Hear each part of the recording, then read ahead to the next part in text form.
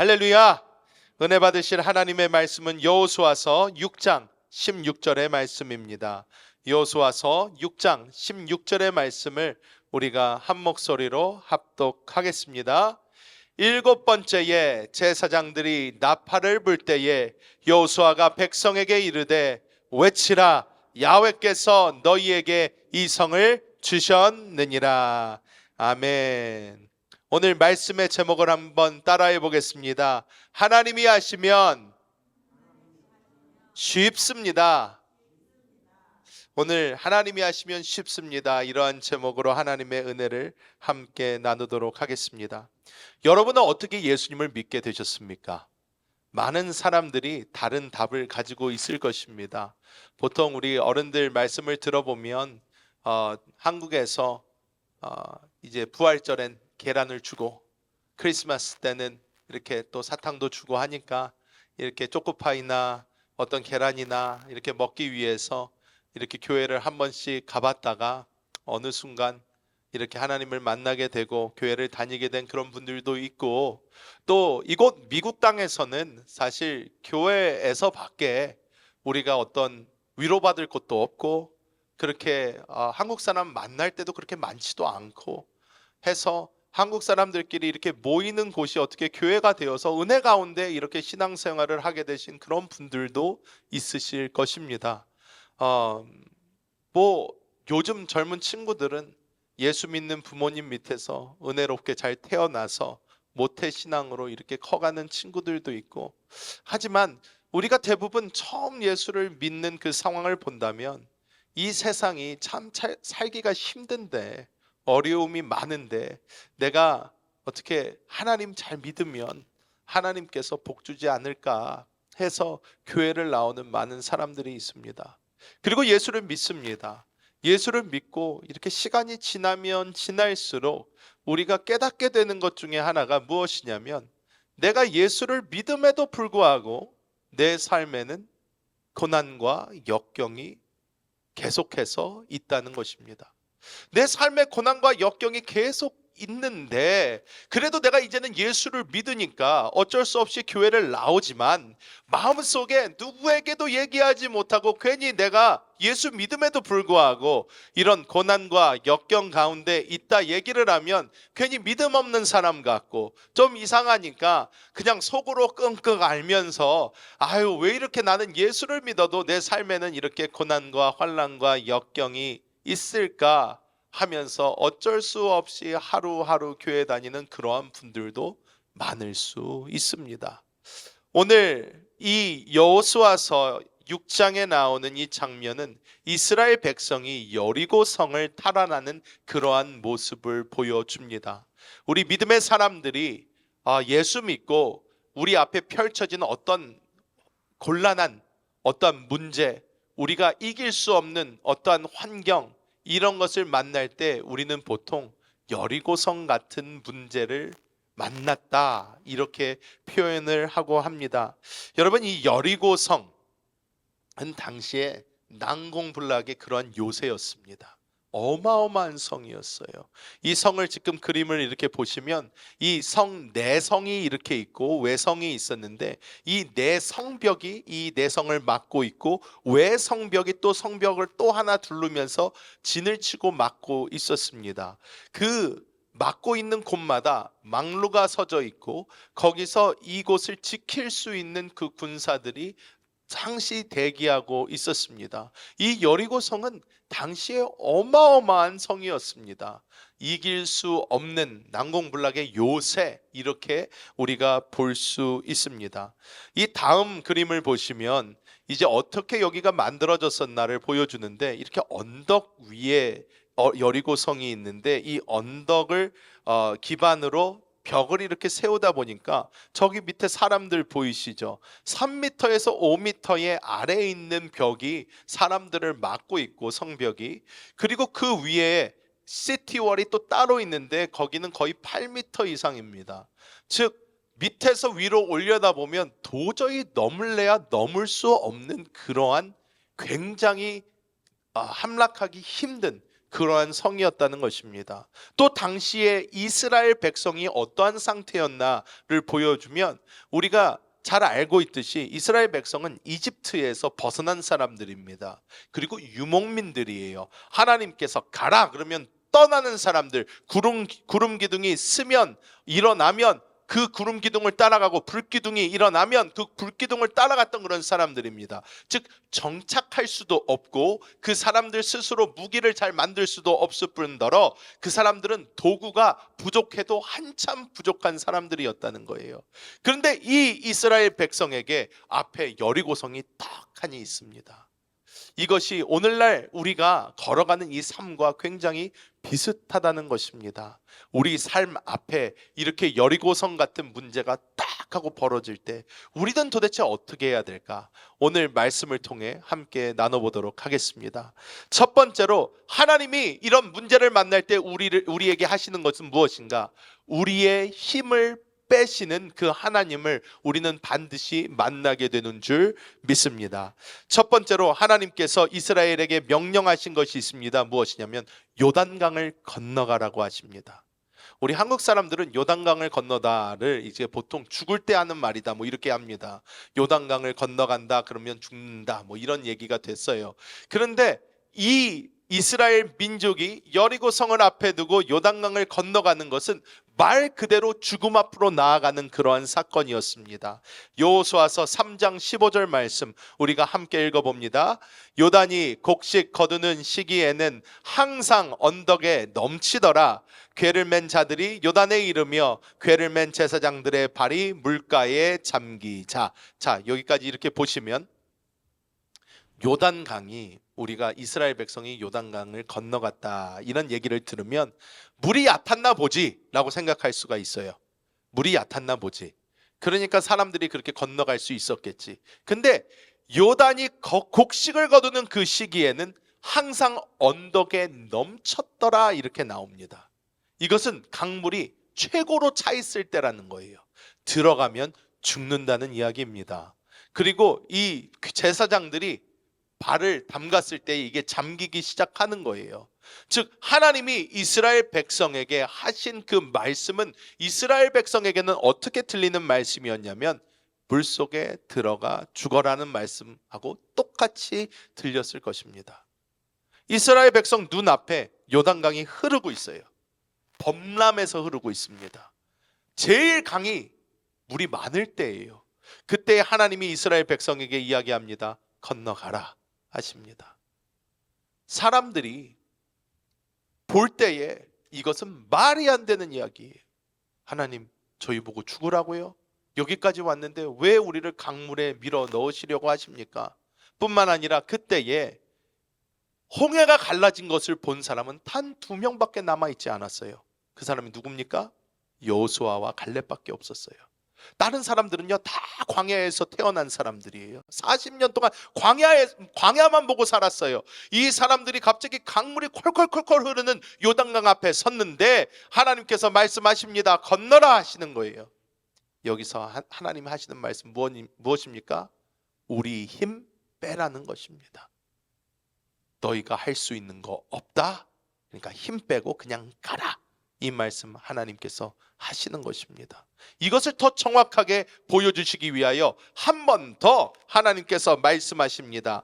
길갈에서 하나님께서 할례를 받게 하십니다. 여호수아서 5장 2절의 말씀입니다. 함께 읽어봅니다. 그때에 야훼께서 여호수아에게 이르시되 너는 부싯돌로 칼을 만들어 이스라엘 자손들에게 다시 할례를 행하라 하시매. 요단강을 기적적으로 건넜어요. 이거는 스포일러기 때문에 말씀 안 드리려고 했는데 어떻게 해요? 요단강을 건넜습니다. 건너고 나서 보니까 어떻습니까? 야, 이제 건너서 막 사기가 충천했을 거예요. 가자! 우리가 이길 수 있다. 하나님이 우리에게 기적을 보여주셨다. 막 신나가지고 막 사기가 하늘을 찌르고 있는데 그 이스라엘 백성에게 하나님께서 갑자기 워워워 하시더니 너희 남자들 싹 다 할례 받아라 그러시는 거예요. 길갈에서. 길갈이 여리고서부터 얼마나 떨어진지 아십니까? 미국이니까 2마일 2마일도 안 떨어져 있어요. 즉 뻥 뚫린 데서 보여요, 그냥. 그런데 2마일도 안 떨어진 그곳에서 여리고성이 떡하니 서 있는데 하나님께서 길갈이라는 그곳에서 너희 할례 받아라 그러시는 거예요. 자, 할례 어떤 겁니까? 남자들을 전투 불능으로 만들어 버리는 것입니다. 전투 불능. 못 싸워요. 야곱의 아들들이 자기 누이가 욕보고 오니까 이 꾀를 쓰죠. 어떤 꾀를 씁니까? 너희 우리 누이랑 결혼하기 위해서는 다 할례 받아라.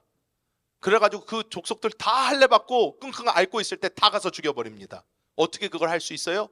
못 싸우니까 할 수 있는 거예요. 못 싸우니까. 전투 불능이 되니까.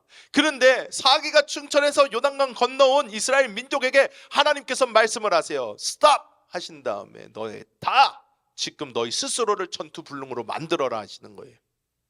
못 싸우게 만들라는 거예요. 여리고에서 기마 부대 하나만 와가지고요 싹 쓸어버려도 다 죽일 수 있었어요. 근데 하나님 말씀하세요. 너희 힘 빼고 너희는 너희 스스로를 싸우지 못할 상태로 만들어라 하십니다. 그리고 하나님이 한 번 더 이스라엘 백성에게 힘 빼라고 말씀하시는데 어디냐?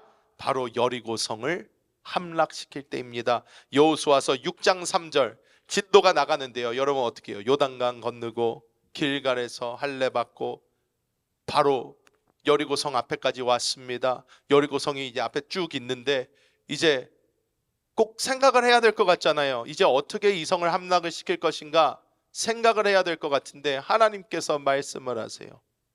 너희 아무것도 하지 말고 모든 가축들의 입을 다 막고 그냥 너희들도 조용히 하고 말 한마디 하지 말고 6일 동안 어떻게 해요? 돌래요. 자, 한번 읽어봅니다. 너희 모든 군사는 그 성을 둘러 성 주위를 매일 한 번씩 돌되 엿새 동안을 그리 하라. 하나님 명령을 하십니다. 그냥 걸으래요. 한 바퀴. 한번 쭉 보라는 거예요. 자, 이스라엘 백성이 그 여리고성, 그 위대한 여리고성을 돌면서 무슨 생각을 했을까요?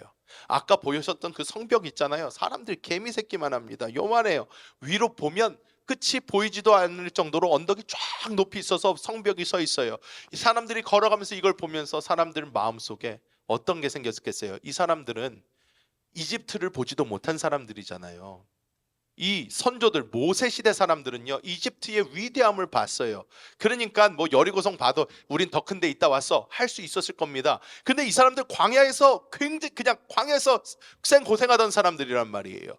근데 이 사람들이 여리고성을 딱 보면서 둘면서 아마 어떤 되게 두려움이 느껴졌을 수 있을 것 같습니다. 보면서 와 저기 어떻게 이기지? 저기를 어떻게 허물지? 하나님이 그런데 조용히 하고 그냥 돌래요. 아무 소리도 안 하고 그것만 쳐다보면서 도는 겁니다. 한 바퀴 한 바퀴씩 매일매일 돌기 시작합니다. 하나님께서 이스라엘 백성에게 하시는 말씀 무엇입니까? 너희의 힘을 빼라. 주님 말씀하십니다. 자, 그리고 나서 하나님이 하시는 일은 무엇입니까? 하나님이 그 일을 대신 하시기 시작하시는 줄 믿습니다. 그래서 이것을 사람들이 못하게 하시고 하나님이 역사하기 시작합니다. 이 역사하시는 하나님을 우리가 보게 됩니다.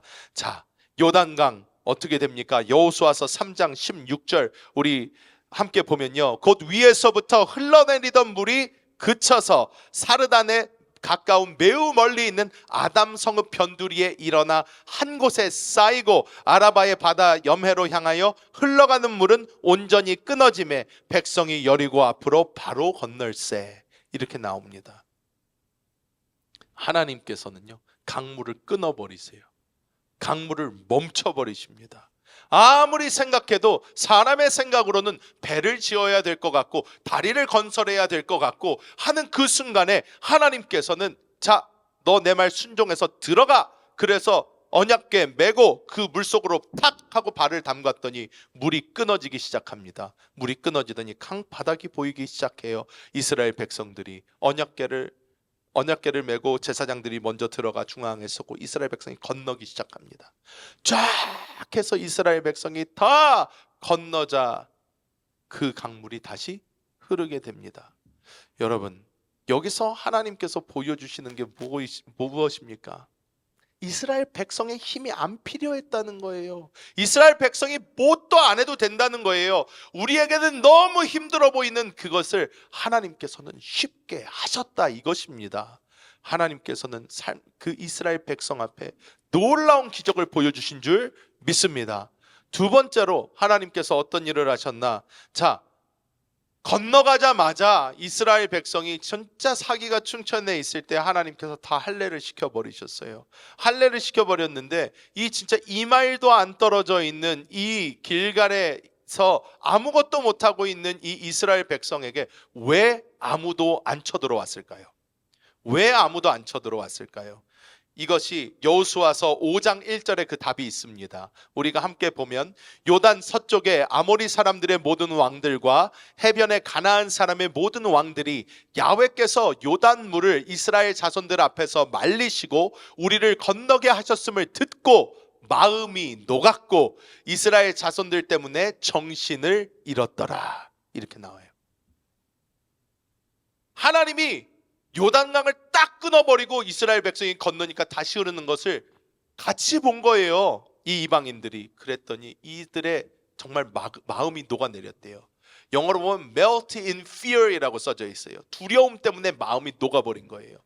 와, 하나님이 역사하시는 걸 눈앞에서 이들이 보니까 우리가 저들의 신 앞에서 어떤 것을 할 수 있겠는가 해서 마음에 두려움이 확 몰려오니까 이스라엘 백성들이 다 할례 받고 움직이지도 못할 그때에 쳐들어가지를 못해요. 무서워서 쳐들어가지를 못합니다. 다 그냥 그 안에서 성 안에서 벌벌 떨고 있는 거예요. 기마부대 하나면 쓸어버릴 수 있는데도 그들의 마음속에 두려움이 역사하니까 그들이 움직이지도 못하고 가만히 지켜볼 수밖에 없었던 것입니다. 여러분, 이스라엘 백성이 한 게 무엇이 있나요? 아무것도 없어요. 하나님의 말씀에 그냥 순종해서 그 자리에서 할례 행했습니다. 그리고 몸이 회복할 때까지 그 시간을 하나님께서 막아주시는 거예요. 대신 그 사람들 무섭게 하니까 그 사람들이 아무것도 못하는 거예요. 우리가 살아가면서도 삶에 우리 생각으로는 상상도 안 되는 그것을 하나님께서 하시면 하나님이 사람의 마음도 움직이시고 사람 마음속에 두려운 마음도 주시고 여러 가지를 통하여 하나님은 하실 수 있다는 것을 이것을 통해서 우리에게 정확하게 보여주시는 줄 믿습니다. 그리고 이 다음에 이제 드디어 클라이맥스가 나옵니다. 무엇입니까? 여리고성이 무너져 버립니다. 자, 여호수아서 6장 20절 이렇게 말씀합니다. 이에 백성은 외치고 제사장들은 나팔을 불매 백성이 나팔 소리를 들을 때에 크게 소리질러 외치니 성벽이 무너져 내린지라 백성이 각기 앞으로 나아가 그 성에 들어가서 그 성을 점령하고. 여러분, 우리가 아까 성벽 모양을 보셨잖아요. 성벽 모양을 보셨는데 이 성벽이요, 이탈리아 고학자 뭐라고 부르죠? 지질학도 아니고 옛날 그 아키올로지스트들 있잖아요. 그 인디아나 존스 같은 사람들. 이 사람들이요, 이스라엘 땅에서요 고대 이 여리고 이 지역을 진짜 찾아내요. 땅을 파다가 발견을 합니다. 그래서 그때 난리가 났었어요. 성경 속에 있는 이 이야기가 그냥 전설이 아니라 실제로 일어났던 일이구나 해서 거기를 열심히 발굴을 했어요. 1900년 초반이라고 제가 기억을 합니다. 1940년도인가 70년도인가 그 정도 됐을 때에 이 사람들이 찾다가 이걸 찾아내요. 찾아내서 이 성벽이 정말 무너져 있는 것들을 다 보고요, 모든 것이 하는데 너무나 일단 놀라웠던 것, 성벽이 짜르르륵 다 무너져 있는데 놀라웠던 게 두 개라고 합니다. 첫 번째, 성벽이요 밖으로 넘어졌어요. 이게 무슨 말이냐? 언덕에 지어져 있었고 아래 성벽에서 위로 올라가려면 사다리가 필요했는데 하나님께서 벽을 쌓아놓은 것을 바깥으로 무너지게 하셔서 자연스럽게 사다리가 돼버렸어요. 계단이 돼버렸어요. 그래서 이스라엘 백성들이 그냥 타고 올라간 거예요. 백성이 각기 그냥 앞으로 나아가 그 성에 들어가서 성을 점령했다고 나와요. 아무것도 안 했어요. 그냥 걸어 올라간 거예요. 근데 이게 성벽이 반대편으로 무너졌거나 그랬으면 기어 올라가는데 무슨 사다리 같은 게 필요하잖아요. 그런 게 필요가 없었다는 거예요. 두 번째로 놀라웠던 것이 무엇이냐? 성벽이 다 무너졌는데 딱 한 곳만 안 무너졌어요. 딱 한 곳만 안 무너졌어요. 희한하다. 이게 왜 안 무너졌지? 성경을 보니까 거기 누가 있는 거예요? 기생 라합이 살던 곳. 거기 한 군데만 딱 안 무너지고 다 무너졌어요. 하나님이 그리고 여기를 어떻게 무너뜨리셨나 보니까 지질학자들이 조사를 해보니까 이게 무너진 게 지진 때문에 무너졌대요. 지진. 자, 이스라엘 백성이 7번 돌아가지고 발로 세게 굴르니까 땅에 지진이 났을까요? 여러분, 사람이 많이 모여서 걸어 다닌다고 지진이 나나요? 사람들이 소리를 지른다고 지진이 나나요? 그러면 뭐 콘서트 하나 하면 계속 거기 지진 나야 됩니다. 난리 나죠. 그런데 하나님께서 어떻게 하신 거예요? 이스라엘 백성이 돌은 것도 하나도 소용이 없었고 외친 것도 사실 중요하지 않았다는 거예요. 무너뜨린 거 100% 누가 하셨나? 하나님이 하셨어요. 하나님이 하셨어요. 사람이 한 게 단 하나도 없다는 것입니다. 사람이 한 게 단 하나도 없다는 거예요. 자, 그렇다면 하나님께서 우리에게 주시는 그 은혜는 무엇일까요? 한번 따라해 볼까요? 순종하면 편합니다. 순종하면 그냥 편해요. 순종하면 아주 편합니다. 자, 이사야서 12장 2절, 시편 115편 9절 우리 함께 함께 읽어보겠습니다. 보라, 하나님은 나의 구원이시라. 내가 신뢰하고 두려움이 없으리니 주 야훼는 나의 힘이시며 나의 노래시며 나의 구원이심이라. 아멘. 시편도 읽습니다. 이스라엘아, 야훼를 의지하라. 그는 너희의 도움이시요 너희의 방패시로다. 아멘. 이 시편과 이 이사야서에 나오는 신뢰하라, 의지하라, 한국말로는 다른 말로 써져 있어요. 신뢰하라, 의지하라, 다른 말로 써져 있는데 영어로는 똑같이 써져 있습니다. trust라고 써져 있고요. 우리가 히브리어로 찾아봐도 똑같이 써져 있습니다. 바타흐라고 써져 있어요. 이 바타흐라고 써져 있는데 그 말들이 얘기하는 게 똑같은 거라는 거예요. 믿음을 두고 믿어버린다는 거예요. 신뢰한다는 거예요. 의심하지 않는다는 것입니다. 하나님을 우리가 우리의 믿음을 드리고 하나님을 믿는 그 행위를 이야기하는 것입니다. 여러분, 우리가 다 은행 사용하시잖아요. 은행 사용하시잖아요. 자, 여기서 나는 은행을 믿지 못한다 하시는 분 계십니까? 은행 사용하지 않는 분 계셔요? 은행이 맨 처음에 나왔을 때는 그런 사람이 많았어요. 믿으실지 모르겠지만 지금은 우리가 뭐가 쌓여서 은행을 쓰는 겁니까? 신뢰가 쌓여서 은행을 사용할 수 있는 거예요. 우리가 돈을 맡겨보고 돈을 달라고 그럴 때 걔네가 돈을 주니까 아, 은행은 믿을 수 있구나 해서 우리가 은행이라는 어떤 그 기관을 사용을 하는 거예요. 그런데 이 신뢰가 쌓이기 전에 처음 은행이 나왔을 때에 자, 우리가 돈을 맡아줄 테니까 당신들 우리에게 돈을 맡기시고 그리고 필요할 때마다 달라고 그러면 우리가 그것을 보관하다가 드리겠습니다 했을 때 사람들이 그 말을 덜썩 믿었을까요? 못 믿었어요. 못 믿었어요. 그래서 처음 나왔을 때는 사람들이 다 어떻게 했어요? 대부분 사람들이 침대 밑에다가 돈을 넣어놓거나 땅을 파고 돈을 묻어놓거나 자기들이 숨겼다는 거예요. 근데 이게 너무 불편해요. 불편해서 은행이 생긴 건데 사람들에게 신뢰가 쌓이기 전에는 사람들이 그걸 못 믿는 거예요. 자, 그런데 우리는 어떻습니까? 우리의 인생을 살면서 하나님께서 여러분의 삶의 기적들 보여주셨어요? 안 보여주셨어요? 보여주셨잖아요. 하나님 여러분 삶의 역사 하셨잖아요. 그거를 역사를 보고 기적을 보고 우리가 다 했음에도 불구하고 우리는 하나님을 신뢰하지 못할 때가 너무 많다는 거예요. 너무 많아요. 막상 문제가 닥치면 아, 주님 어떡합니까? 내가 알아서 해보겠습니다. 열심히 나의 힘, 나의 능력, 나의 노력으로 해보려고 합니다. 그때 하나님은 우리가 첫 번째 배운 것처럼 계속 우리를 기다리십니다. 어떻게 할 때까지? 힘 뺄 때까지. 힘 빼라 그러십니다. 너가 하지 마라 그러세요. 힘 빼라 말씀하십니다. 나의 두 손, 두 발이 다 묶일 때까지 주님께서 기다리십니다. 왜? 우리가 일하면 하나님은 일 못하세요. 하나님 기다리십니다. 그리고 하나님 말씀하십니다. 너는 힘을 빼고 뒤로 와서 내가 일할 수 있도록 너는 기도해라. 주님 말씀하시는 거예요. 자, 우리 예레미야서 42장 6절 우리가 함께 보면요, 이게 되게 재밌는 말씀입니다. 제가 읽어드리면, 우리가 당신을 우리 하나님 야훼께 보내면 그의 목소리가 우리에게 좋든지 좋지 않든지 막론하고 순종하려 함이라. 우리가 우리 하나님 야훼의 목소리를 순종하면 우리에게 복이 있으리이다 하니라. 자, 굉장히 맞는 말이잖아요. 맞는 말이에요.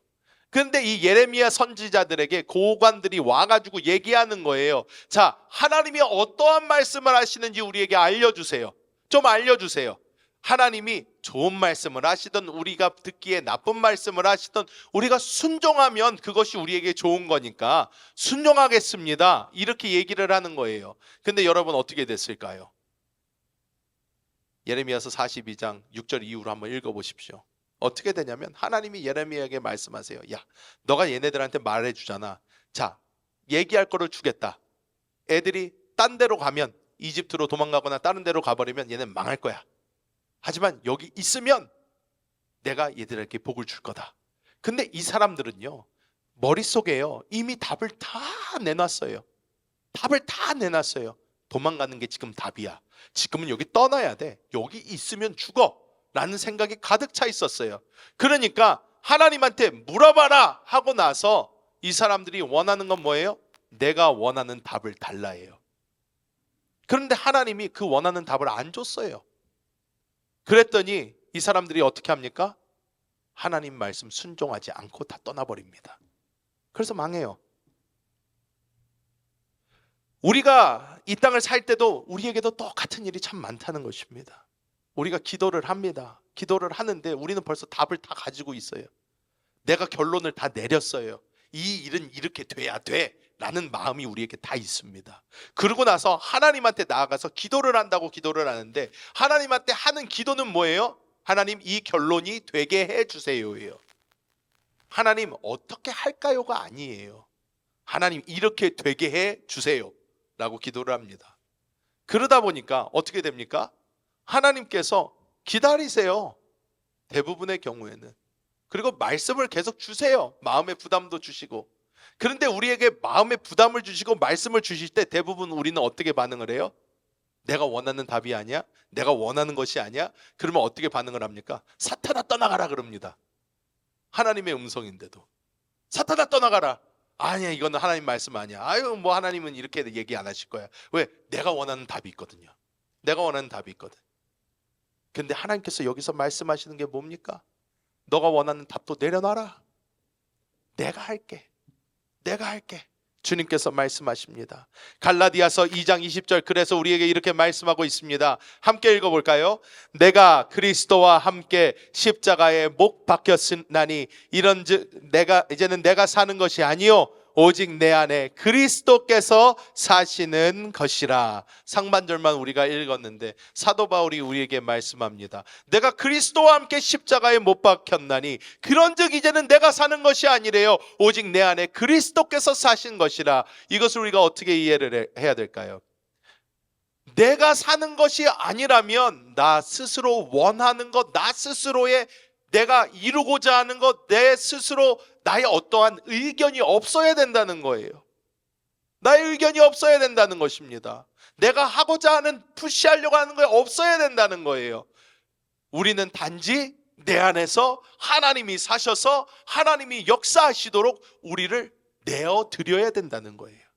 우리가 우리를 이렇게 내어드리고 주님께서 걸어가실 때 제가 그것을 보겠습니다. 주님 나를 살아주시옵소서. 왜? 내가 스스로 사는 것보다 주님이 나를 살아주시는 게 100배 납니다. 100배 편해요. 예수님께서 성경에서 너 이렇게 수고하고 무거운 짐진 자들아 다 내게로 오라 내가 너희를 쉬게 하리라 말씀하십니다. 예수님이 쉬게 해주신대요. 근데 그 다음 이야기가 이상해요. 왜 이상합니까? 쉬게 하리라 하신 다음에 자 너희가 내게 오면 내가 너희의 멍에를 벗겨주고 너희 푸른 초장에서 뒹굴면서 니네 마음대로 살아라 이렇게 써져 있어야 될 것 같은데 그렇게 안 써져 있어요. 그 다음에 예수님께서 하시는 말씀이 무엇이냐? 그런즉 너는 나의 멍에를 메고 내게 배우라 이렇게 말씀을 하세요. 아니, 수고하고 무거운 짐진 자들 쉬게 해준다며. 그런데 또 무슨 멍에를 매라고 왜 하시나? 근데 이 멍에는 어떤 거예요? 어미소가 멍에를 매면 애기 소는요, 느낌도 없어요. 엄마가 일 다 해요. 그냥 옆에 걸어가면 되는 거예요. 옆에 그냥 걸어가면 돼요. 옆에 같이 가는 거예요. 예수님이 우리의 모든 짐 다 지어주시고 우리의 삶 대신 살아주시면 우리가 해야 되는 일은 무엇인가? 폼 잡고 옆에 같이 걸어가면 된다는 거예요. 같이 가기만 하면 주님께서 모든 역사는 다 이루십니다. 주님께서 그것 다 이루어 주십니다. 그 주님을 신뢰하시고 믿으시는 우리 모든 성도님들 되시기를 예수님의 이름으로 축복합니다. 여러분, 내가 하려고 하면 불가능한 그 일도 주님께서 하시면 쉽습니다. 살아계신 하나님께서 성령으로 우리 안에 오셔서 지금 우리를 살아주기를 원하고 계십니다. 우리가 해야 되는 일은 단 하나, 그분께 우리를 맡겨드리고 그분께서 쉽게 일하실 수 있도록 우리를 드리는 것인 줄 믿습니다. 그분이 사실 때에 우리의 삶은 쉬워질 줄 믿습니다. 정말 주님과 함께 가볍게, 마음도 가볍고 발걸음도 가볍게 이 땅을 살아가시는 우리 모든 성도님들 되시기를 예수님의 이름으로 축복합니다. 기도하겠습니다. 하나님의 놀라우신 은혜와 사랑을 감사합니다.